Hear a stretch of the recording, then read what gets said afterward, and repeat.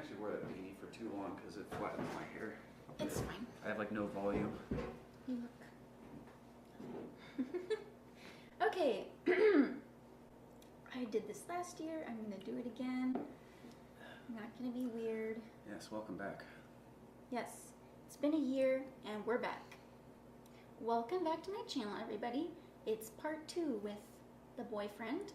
And this year we're going to be answering some questions that I've picked out instead of answering each other's questions. And I haven't seen any of these questions before. He doesn't know any of the I don't questions. know anything about this. Yes, so this should be interesting. Some of them are really funny, they're silly, they're not supposed to be serious, and some are a little bit deeper. They're supposed to be more insightful. Okay. So, and if you're if you're wondering about the beard, it's an end of the semester tradition. Guys, I'll actually let you. You guys can vote on this. Leave a like if I should keep it, and subscribe if I should shave it. So. Thank you for helping me out. Yeah. Okay. Also, we're wearing the Christmas sweaters. I wore this one last year. I think 15 days till Christmas. Yeah. 15. That's as of right now. That sounds as of the time of this recording. Yeah, it's 15 days till Christmas. Okay. The first one is very simple. Who are the last 3 people you texted? The last 3 people I texted? Yeah. Do you have your phone? Yeah. Different right now? Oh, should I check? Yeah. I thought it was like a memory question. No. Like, my dad, you, and a group chat with my brothers. Okay, mine are you, my mom, and my family group chat. So we have similar values. That's good. Mm-hmm. Family and each other. Yeah. Okay.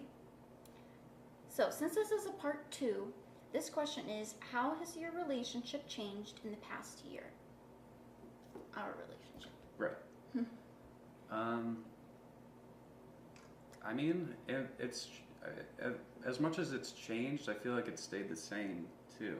You know, I feel like I still care about you a lot. You know, Good. I still like hanging out with you. That's good. I think the biggest change is that like we've said that we love each other. Oh yeah, I haven't revealed that yet. Okay. But no time like the present. Yeah. I think we've just become more comfortable with each other.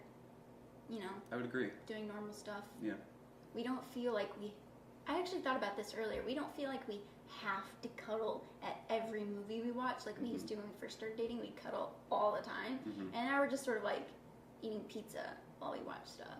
Yeah. And burping in front of each other. That's me. Yeah, mainly her. Yeah. Yeah, we just kind of are better about doing our own thing. Even when we're together. We don't like have to be interacting if we're in the same room. Yeah. But we've always kind of been like that anyway. I think so. But I mean, and that's a normal evolution for most relationships anyway. I'd say we haven't changed that drastically. It's just sort of, there's a higher level of comfort with each other. Yeah. Which is good. I'd say we're on the right track. I agree. What is the biggest difference between you? And we might have different answers for this. I guess I'll go first on this. I think just our hobbies.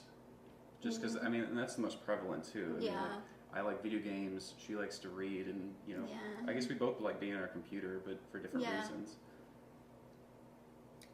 I think, because we're both nerdy, like under that umbrella. Yeah, it's just different things to nerd about. Yeah. I'm a video game nerd. Yeah. I think the thing that most sticks out to me is how clean we are. Yeah. Just like our lifestyles, because I like it to be clean and fresh and organized, and he is like it's his creative mess. Yeah. Organized chaos. Yeah. I mean, it's not always dirty. Like, he's not filthy. It's not trashy. It's just messy. It's just things lie around a little bit more. Yeah. Which isn't what I'm used to, but. And it's something I would like to work on. I do like to make a lot of bold claims, which not all of them I follow through on, but... But it's not inherently bad that you're, you don't put everything away. Like, yeah. I think most people would say it's better, but, like, it's not evil. It's not, like, bad. But what I was saying is that I'd like to work toward being a cleaner person. Just if I get something out, put it away right away. You know, don't just leave a mess for a future date. Yeah. Yeah. Describe your grandma or grandmas. I only knew one grandma because the one on my Mamel on my dad's side died when I was 2, so I never knew her. So but your one grandma. My one grandma, yeah, on my mom's side. I think the best description I give is Muriel from Courage the Cowardly Dog. Just she loves to cook, she loves to take care of people. Just cheerful. She loves her family. She definitely cares about us. Every Christmas, big or small, she gets us something. And likes to, celebrate our birthdays, make us cakes. Just sort of a stereotypical good grandma. I guess so. I'd say my grandma on my mom's side is a lot like that. She likes to go all out for birthdays and Christmas, likes to have all the family together. She likes to wait on us hand and foot, especially the younger ones in the family. And even if it's someone else's birthday, all the rest of us will get like a little goodie bag of like candy and pencils and stuff like that. And she's very tradition oriented. It's like we have certain traditions for Christmas and for birthdays, and that's kind of my whole family. But I think those two grandmas are a lot alike. My grandma on my dad's side is the complete opposite. Hi, Muffy. She is she likes to have us over. She wants to spend time with us. She won't wait on us hand and foot, though. We have to be able to kind of take care of ourselves, but she does kind of teach us that way. It's like if we do need something, it'll be like a learning moment. And she is not as tradition oriented, I guess. She likes to change things up. I don't know. She just like does her own thing. She's very independent. So, but she still cares about her family just as much as other grandma does. So, okay. That was very heartwarming. All right. How has the last semester been? I wish I could say it's been better, but this has been, even with I only took 4 classes. I dropped 1, but I don't know. I think I'm kind of just in that final stretch, and it's like I'm stumbling before the finish line. It's finals week right now as we're recording. And much like my cleaning habits, I like to delay as much as possible until I just kind of cram and finish things. But I guess it's more indicative of like my own habits rather than how the semester's been. Because I mean, it does work for you. It does work. It's your method. Everything always works out for me, and that always annoys her. Yeah, because I plan things. I plan so far ahead. I check off all the boxes. Sometimes I check them off twice, just to make sure that nothing comes up and surprises me. And he doesn't do that, and I'm always worried and stressed out for him. I'm telling him you should do that. You should like catch up with that, and then he doesn't. And then it works out for him anyway. I think the proudest moment of this semester that you felt for me was when I told you I was feeling stressed.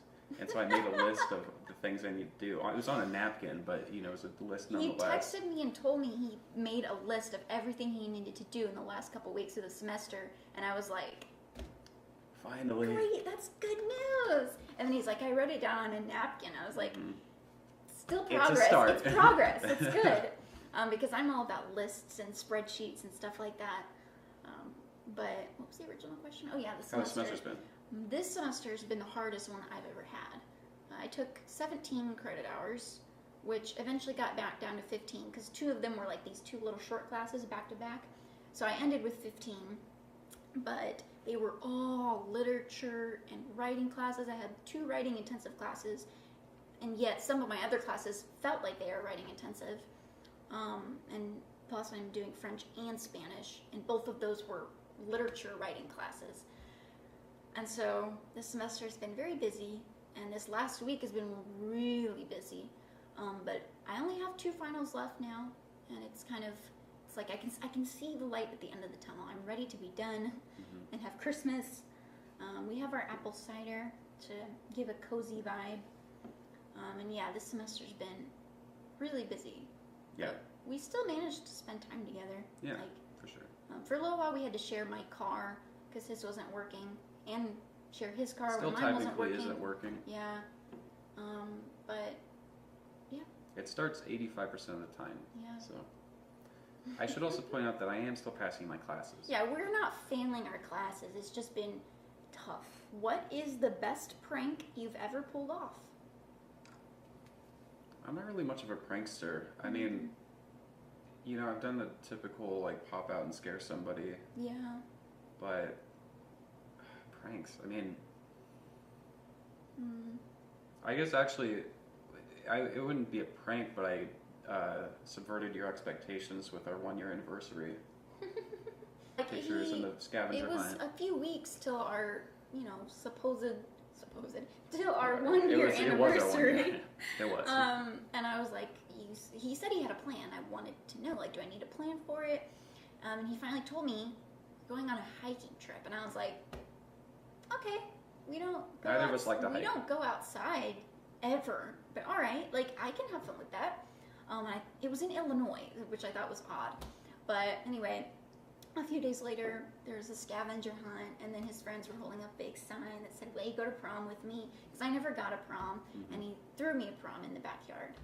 Not in the the pool house. The pool. It was like that. It was nicer than it sounds. Yeah. Like, put lights up and had food and punch, and friends came over, and it was a lot of fun. It was not a prank, but it was a surprise. A good surprise.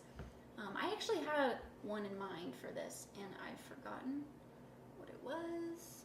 You're like, speaking of surprises. Did you ever prank your siblings? Oh, yeah. I mean, like, I did the one where, when I was maybe 5 years old, I told my little twin sisters, who were like 2, that the berries on the wax plant in my parents' room were real, and they ate them. And that's, like, hilarious to me, but that was such a long time ago, and I was so little, I don't really... And I told them that, like, my parents were gonna, like, give them out for adoption, replace them with, like, a monkey or something. I know I did. I had one. Oh, well, I can't remember. We'll save it for next year. Yeah. Okay. What is a nice childhood memory you have? Just in general? Or... Yeah. Okay. Nice childhood memory I have. I have a lot, I feel. Yeah, me too, which is good. Yeah. I don't know, like, it's hard to really pick one right now. It's just like I think about spending time with my friends, like, spending time with my family. I mean, I have a lot of good ones, but one, when I was, like, really little, would just be when me and my sisters before school got, like, really hectic, my sisters and I would just play all these pretend games. We didn't have video games like you did, I think. Yeah. We weren't really allowed to be on the internet that much. We really just had books and each other. And so we would just make up these games. We'd pretend to be ninjas, and we'd, like, crawl between the wall and the couch, and that was, like, our secret lair. And then it, like, expanded into this huge cave that had gold and jewels. And then we'd have to, like, save the world. And in one of the stories, we had to put everybody in the world in our cave to, like, save them from something happening above ground. But yeah, I just remember playing with them a lot, and that was before, like, I started having a lot of homework, which took a long time. Yep. Yeah. School ruins the childhood excitement that we all had. And, like, our school got out at 12:30 every day, but we had so much homework. And I do realize that, like, back then, and even now sometimes, I would procrastinate, and I just kind of sit and look at my homework and be like, I wouldn't even get to that step. My parents would be like, hey, did you do your homework? And I'd be sitting there playing a video game, just whatever, watching SpongeBob, and I'd be like, oh yeah, I already did it. And they'd be like, okay.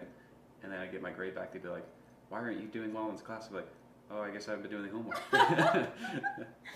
Well, the thing is, and this is still a problem I have, whenever I look at something, I know what I have to do, I have the assignment.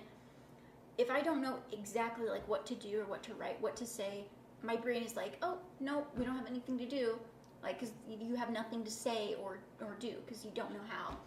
And so I have to find ways to, I guess, just push past that and do some research, figure it out. But, like, when I'm writing a paper, and, like, this past week a lot, I've been trying to come up with words to make, the paper long enough. And I just can't think of anything to say, because I tend to like to make things brief and, like, make summaries, I guess. I don't really expand very much in my papers. I just say what needs to be said, and that's it. So I have to think of something else to say. But I've gotten better at that. But that was something that like was a struggle back in the day because I just couldn't. If I didn't know what to do and exactly how to do it, my brain was like, no, we're not doing it. Yeah. But if I could go back to the original question, if I could just name a few things that I enjoyed. Several memories. A few memories. Playing recreational soccer at Cosmo Park. You know, just cool being on a team. Cool, my friends and family being there. The time my dad came to visit me while I was in kindergarten, and we had Papa John's pizza during recess. Like that was fun. I think there was a picture of that somewhere. Yeah. My grandma coming for Grandparents' Day, and we went to the Subway.